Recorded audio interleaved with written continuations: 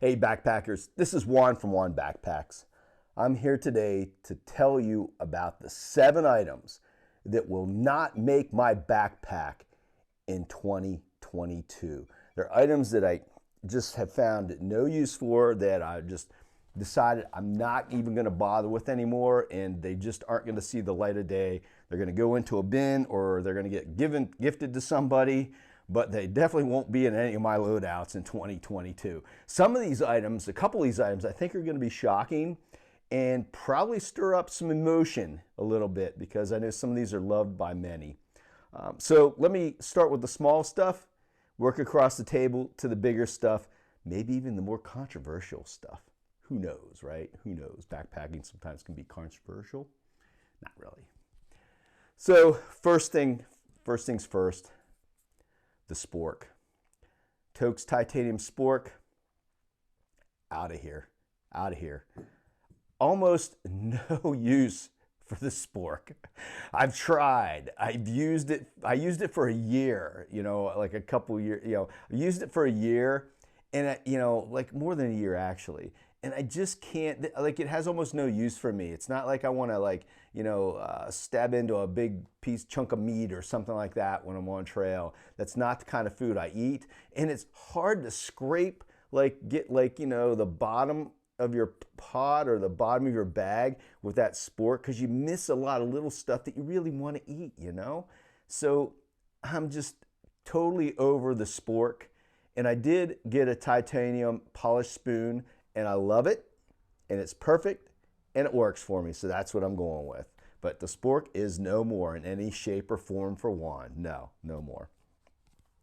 Here's another little ditty that I got about 3 years ago to carry a water bottle, and it straps here on your strap, and you put the water bottle in here. It actually functioned pretty well. The only thing is, I despise my water bottle hanging off of my shoulder strap. I don't like things on my shoulder strap, especially not things that weigh a pound or more. And I just can't get used to it. I don't like it. Some folks say it balances out the weight load and all those things. I just find it just in the way. And I don't like that feeling. I don't feel like I'm nimble at times, because I got this bottle swinging there when I need to do a little bit of rock scramble or something like that. And it is cool. It works. It functions properly. The bottle stays put. You can actually, you got a little clip here. You pull the bottle off. So you actually go, when you're ready to drink, you just have the bottle in there, you pull it off, drink, and then just pop it back in again. It is kind of weighty, I guess, for what it is. There are some things on the market that are a lot lighter than this. It was cool while it lasted, but I hate water bottles here. I never have a water bottle holder on my strap or anything like this. No, not working for me.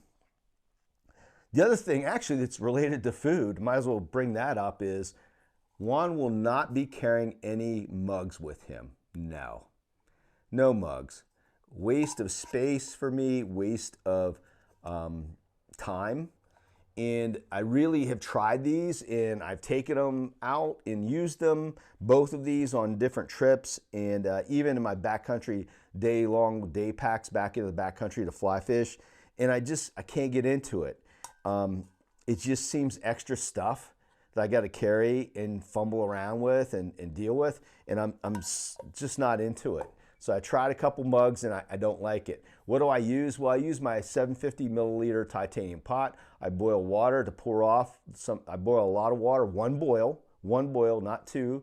One boil. I do water for my hot drink and for my food, to rehydrate my food. Dump off the water into my food bag. The rest that's in there, mix up my hot drink, and I'm ready to go.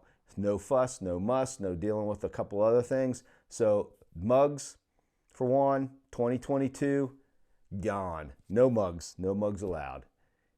No mugs allowed. That sounds like a t-shirt slogan. The next item that you will not see in my pack, and I tried. I took this with me on the John Muir Trail, and I've taken it on a couple other trips before that, and it's just a rider. It's just riding along. It's like the Rology ball. This is like a cork massage ball, right, for your legs and calf muscles and stuff. And in theory, it sounded great. It sounded like, man, I could use that, especially on the John Muir Trail when we're going to be, hiking for 22 days, northbound. It could work, and I never used it once. I'm lucky because I'm not one of those folks who deals with a lot of muscle pain and so forth. And I guess I could get injured and need it, get a tight muscle and need it, but that's what my hands are for. I can get in there and massage out my stuff. I just haven't needed it. So all it is it's just like, it's like a parasite in my pack. And it's weird because it's a ball and it's hard and it just uses up space and it's like popping out. And I see it in my front pocket and it's popping out. And I'm just looking at that thing thinking, you never use that, Juan. And so guess what? Rology ball, out of here. Way out of here. Next item that's out of here, shocking item. TP, toilet paper, not in my pack anymore. Actually, it left my pack last year right before the John Muir Trail. And okay, you're thinking leaves, sticks, rocks. No, not going to do that either. Not going to do the leaves, sticks, and rocks. And obviously, I don't take a big roll like this. I, peel some off, right? So I don't take a big roll. This is just like, comedic kind of thing. So no more toilet paper for Juan. I've been off toilet paper since really my first foray off toilet paper was in the Smokies in 2020 in the Smokies. And then last year on the John Muir Trail, went without toilet paper there. What did I do? Here's what I did. Look at this. So simple, so easy. What is it? I got a little rubber band around my shovel to dig the cat hole. I've got a Kulu Clean bidet in here, which I like a lot because it fits on multiple bottles. And I use this on my clean water bottle. I know it sounds gross, but it's not gross. Nothing gets dirty. Nothing gets nasty, okay? There's a way to do it. And so I put the bidet on one of my clean water bottles. And then, or I can take a small bottle with me if I want to, crush it down. And sometimes I do that, but rarely. And then some Dr. Bronner's soap in a little dropper. Enough. This would do me at least a week on trail, just for some simple cleanup afterwards. And so these items will replace toilet paper and dealing with toilet paper and having to pack it out. Because, a lot of places where I go in the Sierra, you have to pack it out. You can't just bury it, in your cat hole. And so you got to take it with you. And this makes it super easy. And it actually is super clean. And it really feels good. It really does. I mean, you really feel clean when you use a bidet. And I won't go back to toilet paper anymore.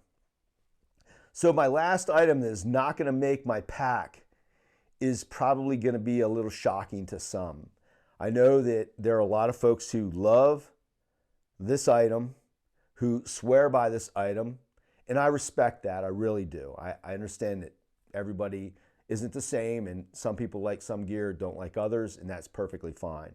But for me, honestly, I'm ditching the darn tough hiker socks. Ditching them. They're out of here. Not going to use them anymore. I've used them quite a bit in the past few trips I've done, and I use them actually to run in, trail run in them, and they do not keep my feet as dry and as my Bridgedale socks. On the John Muir Trail last year, I actually had a different pair of socks I was using, not Darn Toughs, and they were just not working for me. I didn't like them for a couple reasons. And so I saw these Bridgedale socks on one of our 0 days at Vermilion Valley Ranch. And I picked up a couple pair of these Bridgedale light hiker socks. And they're padded, and I loved them. And so I'm going to do a video about the comparison between the two socks, but Darn Toughs, I'm sorry, I know they have a lifetime warranty, and you can, they're $19, and you never have to buy another pair of socks. I get all that, but I go with performance, and the Bridgedales, for me personally, perform a lot better in terms of keeping my feet dry and comfortable. Dry is equated in my world to comfortable. And so I like the Bridgedales a lot better. I don't know what the difference is between the two, but for me personally, the Bridgedales keep me drier. They're not lifetime warranty, but they do keep me dry. So those are the items that will no longer be in my pack or on my person in 2022. You can take that one to the bank for sure, because this thing, most of them have been sitting like in this, like it's like the island of lost toys.